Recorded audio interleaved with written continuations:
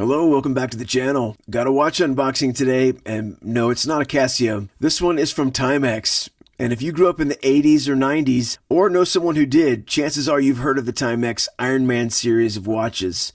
A Timex! Originally released in 1986, this one has been around for quite some time. This is a more modern version. This is the Ironman Triathlon Endure 30 Shock. And when I hear the term shock, I automatically think of my GShock. And is Timex going after GShock with this one? Well, that remains to be seen.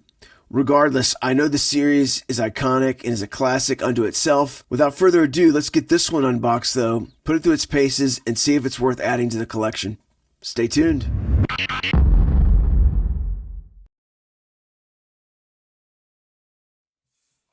Not a very fancy box, just a plain Timex box with the logo and website.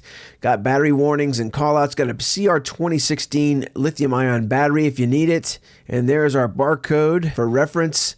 Let's go ahead and get this one out of the box. Not necessarily a premium unboxing experience, but it's all about the watch, as we always say. And there it is, our first impression of the Timex Ironman Endure 30 Shock. Got our shock callout, and the watch is riding a little high on this clear plastic retail stand. Perhaps a bumpy ride in shipping. There's an Indiglo callout. We also have the shock callout on the band itself, which is kind of cool. There's also a small Timex authentication sticker on the front, referencing the 200-meter water resistance as well. As we pause our watch walk around to finish the unboxing, there's not a lot going on here. As I suspected, there is no owner's manual. Just got a warning card for the battery, and that's pretty typical nowadays. Timex does want you to visit their website for more support. Quick disclosure, this is not a sponsored video, and I did purchase this watch myself. Please check out my links in the description for the latest pricing and availability. Let's go over our quick specs here. Street price is $87 USD. Watch case and band are made of resin with a stainless steel case back. The crystal is high impact acrylic. We have Indiglo backlighting, shock resistant ISO 1413, which is basically a drop resistance for a watch from 3 meters, water resistant 200 meters. It is a quartz move digital watch, CR 2016 on the lithium 3-volt battery. 42 millimeter case, 18 millimeter lug width, 54 grams of weight, and a 1-year warranty. Quick specs complete. Let me know what I missed. Alrighty then.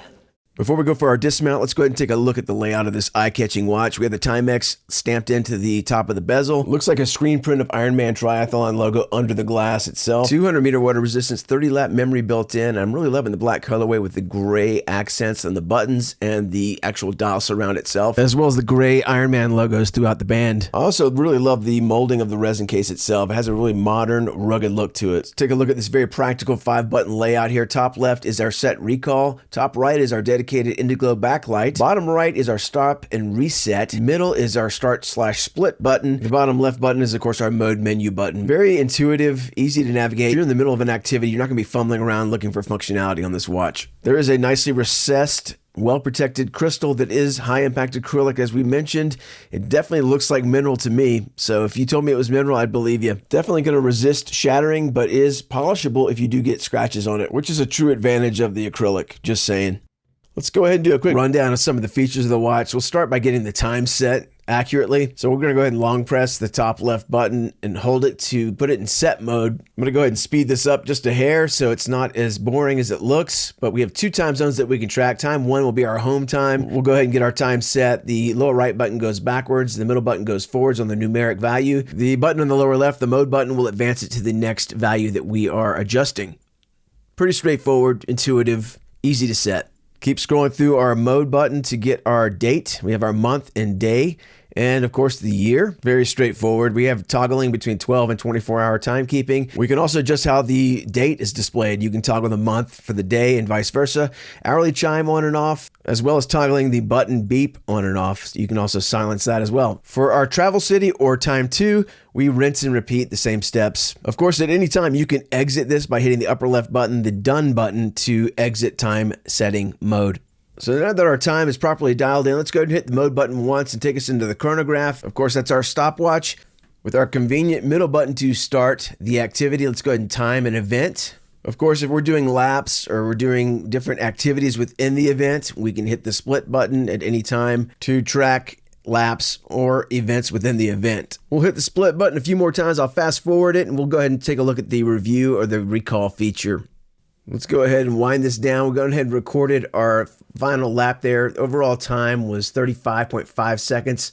Let's go ahead and exit out of this and we'll take a look at the recall setting. So we exited back out to the main time and we went back into chronograph. You can resume whatever the event is, resume your workout or whatever event you're doing, add laps, or go ahead and just stop the overall event. And of course, at any time you can hit the recall button, which is your upper left-hand button, the different segments within the overall event. With 30 lap memory, it's real easy to recall past performance. That said, not something I would use every day, but as a start and stopwatch, very easy to get to the buttons and it's there if you need it. So very nice. Hit the mode button again, it backs us back out to the home screen. We'll go ahead and scroll through and go to our countdown timer. We hold the upper left-hand set button. We can set up to a 24-hour countdown timer, which we can have end or repeat at the end of the countdown.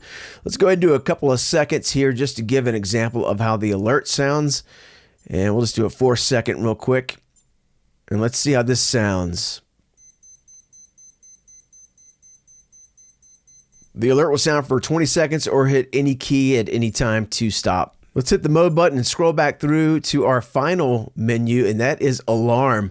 And this is pretty straightforward stuff here. Let's do our typical 420 alarm. Not sure why I love that number so much, but 420 sounds as good as any of them. Let's go ahead and dial that in, and you can set this to daily or weekdays or weekends only. So very nice that you have those options if you want to take the weekends off and not wake up at 4:20. Regardless, there is one alarm in this system and it is now set for daily. And you can see our little alarm icon on the screen letting us know that our alarm is active. It's just a very cool watch. Very simple, easy to use. So far, so good. In around 1992, Timex introduced the Indiglo backlight, which is their electroluminescent lighting. And I have to say, this is where Timex shines, pun intended. Indiglo is legendary and it's just hard to beat. This is as good as any lighting I've seen on a digital watch. So easy to read. You can put Indiglo into night mode. If you long press, you'll see a little moon icon up here on the top right of the dial. What that does is activate all keys to actuate the Indiglo lighting, thus making the watch fully functional in night mode, which is incredibly awesome. Another extremely cool Indiglo feature of this watch is when the alarm goes off, the watch lights up and flashes, giving you that visual alarm as well. Very cool. One more very cool feature with this dual time. At the home screen where we have our home time, if you hit the center button, you can toggle to your T2 or your other time zone. So you can check time if you're traveling or again, keeping track of time around the globe. You have your primary time and your secondary time. If you long press the center button, you will hot swap your primary time for your secondary time or your home city for your travel city and vice versa. Only took me 7 minutes and 50 seconds to get the dismount. Let's go ahead and get this one off of the retail stand. And of course, why not? There is a QR code on the retail stand linking you to the warranty information, which is a 1-year warranty from Timex. I think they definitely want you to be visiting Timex.com when you get a second. I am really loving the look and feel of this watch band. It feels very soft. Does not feel cheap or rigid. It has a nice soft rubbery feel to it. You can see plenty of detail here. Love the oversized buttons and the very tall 15 millimeter thick case, but still very lightweight. It's going to ride very comfortably, I'm sure. Can't wait to get this on the wrist.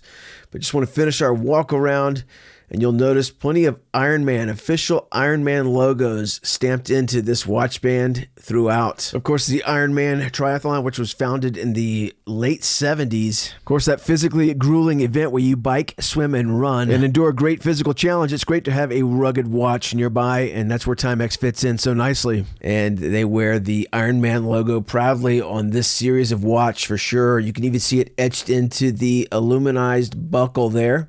And if there was any wonder if this watch was meant for rigorous activity, you can see from the keeper and the end of the strap how it's barbed to ensure the band stays in place, and it is very, very hard to unlock. Just a simple detail that's very cool. I love how they put a lot of thought into the watch band itself. After all, it's your connection to the watch. Got to be comfortable and it's got to be secure at the same time. So, well done. Another design element for shock resistance is if you drop it when it's off, you can see you've got that natural spring ability of the position of the band. It's not going to rest on its back. It's going to be a side sleeper for sure on the desk, and also giving it an ergonomic contour to fit around the wrist nicely. Let's go ahead and swing the watch around, take a look at that stainless steel case back that is stamped with plenty of branding on it.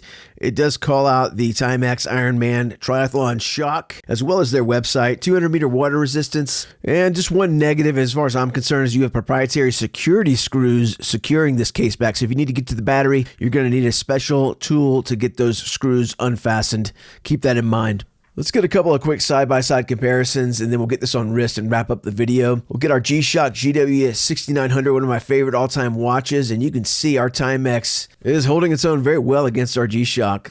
They both look amazing. The Timex is very easy to read, though, I'll say that. It's hard to argue with that pristine legibility of our Timex. Let's get one more quick shot here of just the difference in size. Look at the wingspan of the GShock compared to our Timex. Alas, there is one more GShock available, and I got this one on my wrist, the GW-M5610, a legendary watch.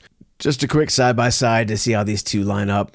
Both look awesome. All right, without further ado, let's get this Ironman on the wrist and see how it rides. And as I suspected, the watch band has a premium feel to it. It's very comfortable, very secure, and the watch looks and feels great. And I am very pleased with this watch, man. It fits my 6 3/4 inch wrist rather well, even though this will fit a lot of wrists, up to an 8-inch wrist. This one would fit a lot of folks.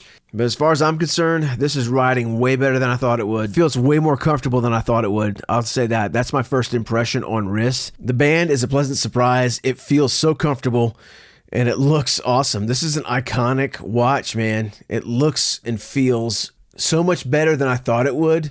Let's see how easy it is to control on the wrist. Those oversized buttons come in handy in that taller case size.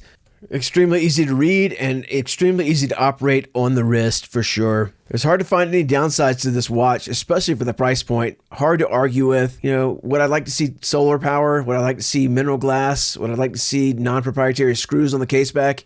Yes. But the positives definitely outweigh the negatives. On my first impression, I am pleasantly impressed.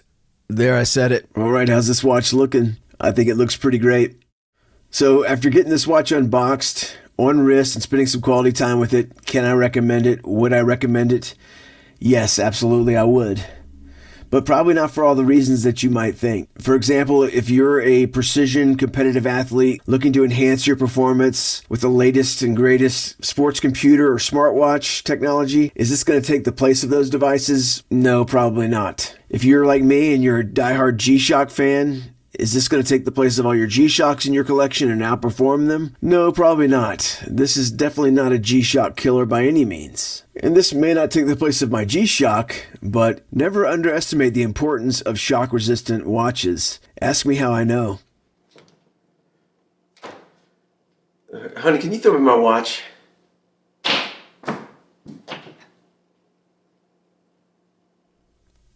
Just checking to see if this thing's still ticking. Still ticking. Definitely takes a licking and keeps on ticking, like they say. Where was I? I wouldn't recommend this watch because it's somehow better than your Apple Watch or any other watch on the market. I recommend this Ironman because it's a dedicated tool. It's simple to use, it's affordable, it's easy to read, it's so comfortable. It's quite simply, first and foremost, a watch, a tool that tells time. And in this tech-frenzied, chaotic, hectic, AI-driven place that is 2026, that's oh so refreshing to me. Well, there you have it, the Timex Ironman Triathlon. I'll definitely be checking more of these out in the future, for sure. Let me know your thoughts. Please like, comment, subscribe as always. I really appreciate everybody sticking around. Stay tuned for more content soon. Until then, I will see you next time. Originally released in 1986, this one is upside down. This one is a legend unto itself.